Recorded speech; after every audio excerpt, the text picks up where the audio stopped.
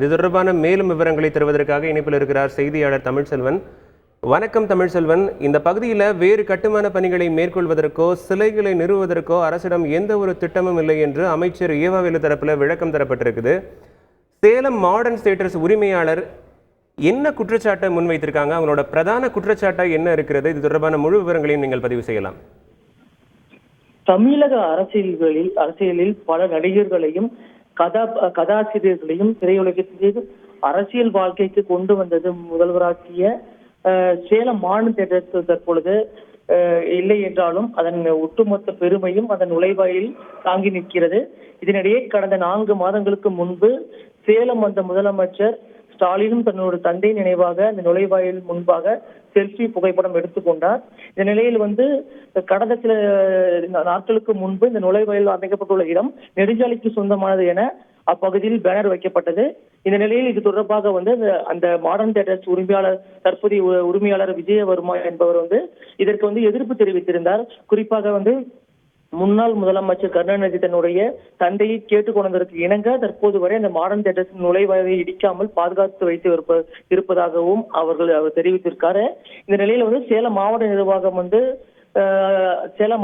சார்பாக நெடுஞ்சாலைத்துறை சார்பாக அந்த இடத்தை ஆக்கிரமிப்பு செய்ய பார்ப்பதாக சொல்லி கூறி அதன் உரிமையாளர் அதற்கு எதிர்ப்பு தெரிவித்து நேற்றைய தினம் செய்தியாளர்களை சந்தித்திருந்தார்.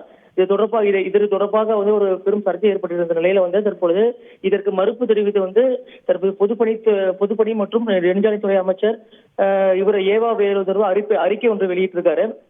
மாடர்ன் தியேட்டர்ஸ் நுழைவாய்வு தற்பொழுது நெடுஞ்சாலைத்துறையின் நிலத்திலேயே முழுமையாக அமைக்கப்பட்டிருப்பது கண்டறியப்பட்டுள்ள நிலையில் பழமையான இந்த முகப்பை பாதுகாப்பு பராமரிப்பது மட்டுமே அரசின் நோக்கமாக உள்ளது என்றும் இந்த பகுதியில் வேறு இந்த கட்டுமான பணிகளை மேற்கொள்வதற்காகவோ சிலைகளை நிறுவுவதற்காகவோ அரசிடம் எந்த திட்டமும் இல்லை என்று உறுதிப்பட தெரிவித்திருக்காரு.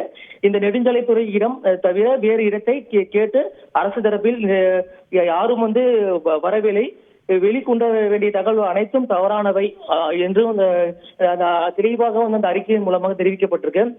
இந்த நிலையில் மாவட்ட நிர்வாகம் சார்பாகவும் சாலை விரிவாக்க பணிக்காக மட்டுமே அந்த பணிகள் நடைபெற்று வருகிறது.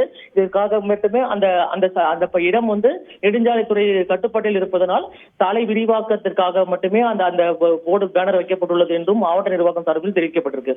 முழு விவரங்களுக்கும் நன்றி தமிழ்செல்வன்.